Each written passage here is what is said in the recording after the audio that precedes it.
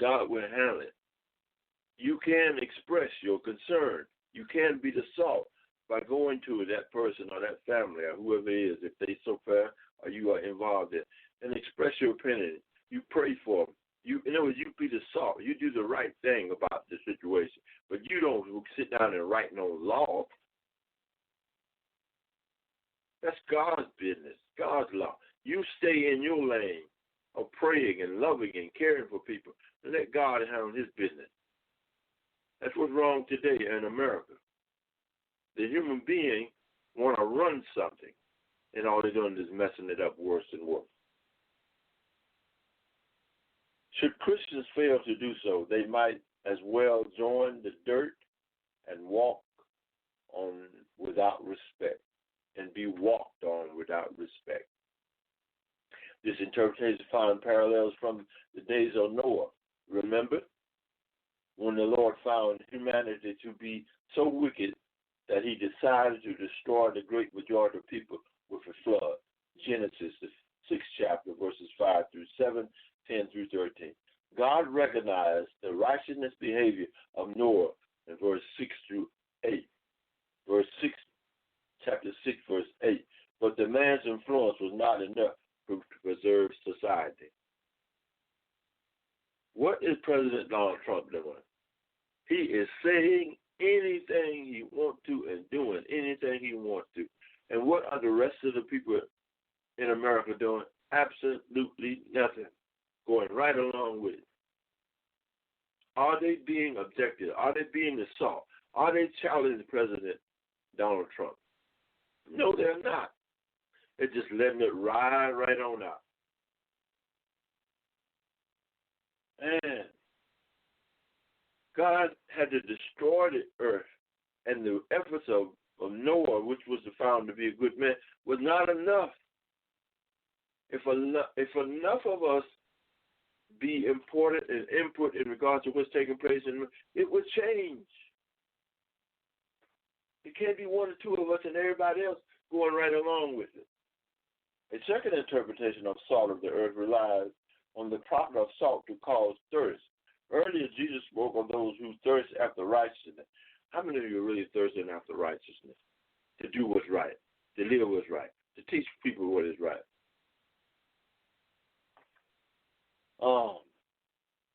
A purpose of this. Earlier, Jesus spoke about the thirst after righteousness, Matthew 5th chapter, the 6th verse. The purpose of the disciples is to cause the general population to be thirsty for the righteousness that Jesus brings. Are you teaching and doing things to cause people to be thirsty after what's right in this country? The right relationship with the Lord will satisfy those with spiritual thirst. If the witness of Jesus' disciples become tainted and compromised and no longer cause society to desire what Jesus offered, then the church role as salt has failed. You see what's taking place in this country? If people are no different than the unsaved masses, they might as well join them as ordinary dirt. Both interpretations have merits, and it is difficult to dismiss either one of them. The first, salt as preservative, has a long history and many advocates. The second, salt as a thirst causer, fits the context of Matthew 5 well and offers parallels to the next metaphor, Matthew 5, 14 and 16. Considering parallel Matthew, Mark 9, 49 and 50. Luke 14 does not clarify which interpretation Matthew 10 would be the preliminary reading, primary reading. If you give them enough salt, take for instance, have you ever heard, you know how cattle and things in the field, and they put a salt block out there, and they lick that salt, and what does it make them do? Make them want water. The same thing with us as Christians. When you begin to teach and tell them about God and what things God can do, the good things that God can do, when you see that, make it a clear objection and clear balance and difference between some of the things that America is doing for people, such as what is taking place with immigration, locking the people up. Sure, President Barack Obama shipped a lot of people back to their country, but now they're coming in droves, and how they're being treated is not right. Send them back, that's the one way, but to cage them up and make it more difficult for the others to come, that's not right. Consider the parallel passage in Mark 9:49 and 50. It is interesting in how God, you shall also love the stranger, for you were strangers in the land of Egypt. Deuteronomy 10 and 19. What is that telling us? What is that telling us? You were once strangers as well. And I want to make a point here, and that is this. President Donald Trump is the president of this nation. And when we elected him, we threw out all normalcy. If you say, I say 15 years ago, a person that run for political office and said and did and acted in the way that President Donald Trump acted prior to him being elected president of this nation, he would have never got 100 votes.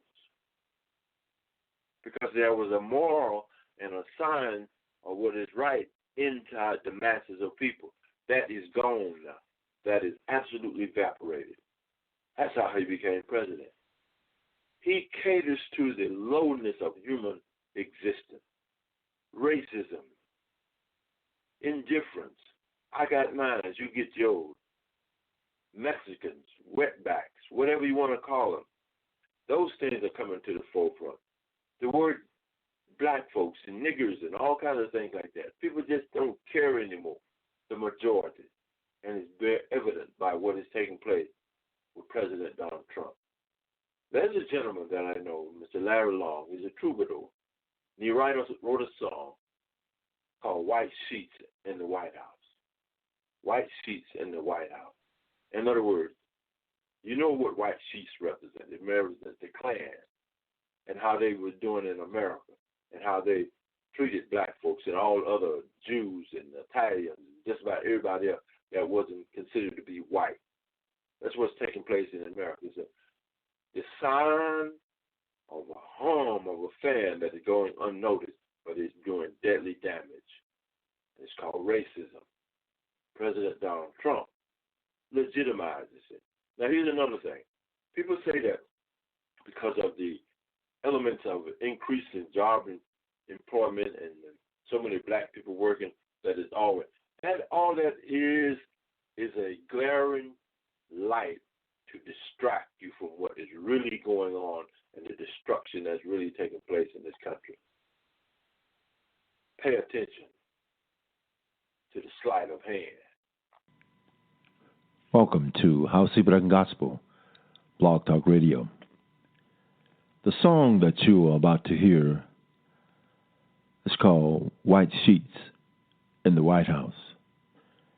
The song is sung by a friend of mine, a troubadour, who trumpets and sings the consciousness of a nation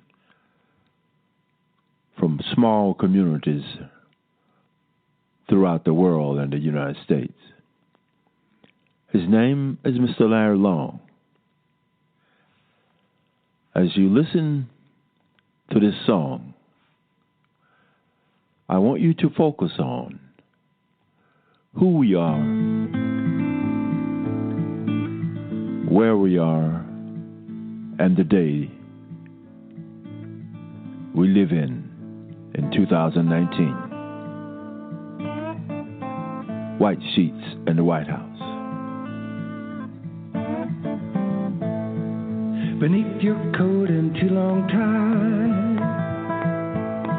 there's a burning cross you can't hide. Standing bridges you've been walls, all for you and none for all.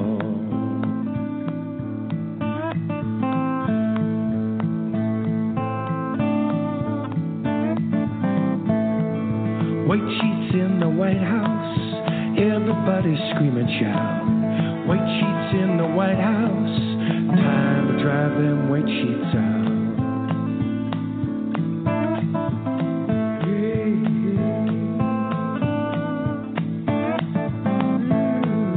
Just like your father everybody knows. Dividing us on racial lines with your old friend Jim Crow. White sheets in the White House, everybody's screaming shout. White sheets in the White House, time to drive them white sheets out. Yeah.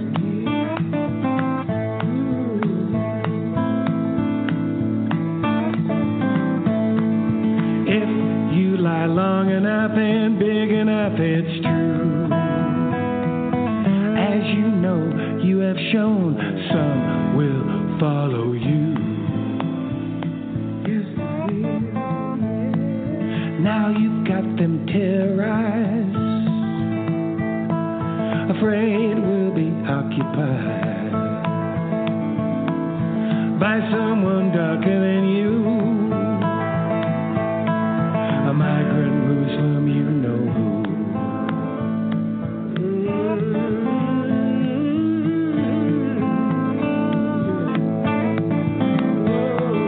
White sheets in the White House, everybody's screaming shout. White sheets in the White House, time to drive them white sheets out.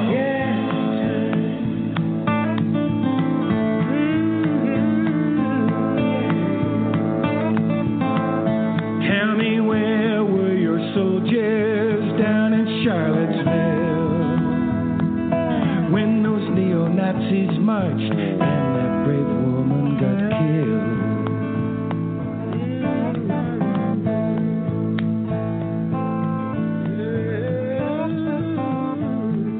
White sheets in the White House, everybody's screaming shout. White sheets in the White House, time to drive them white sheets out.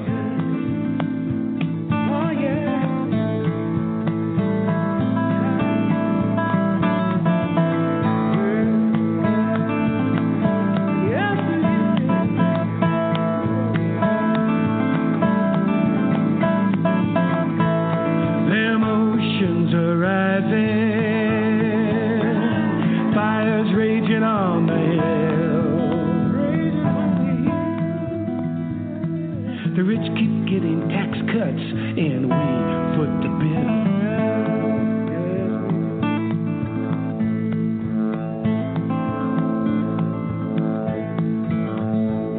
Let's build a wall around you, make you pay for it too.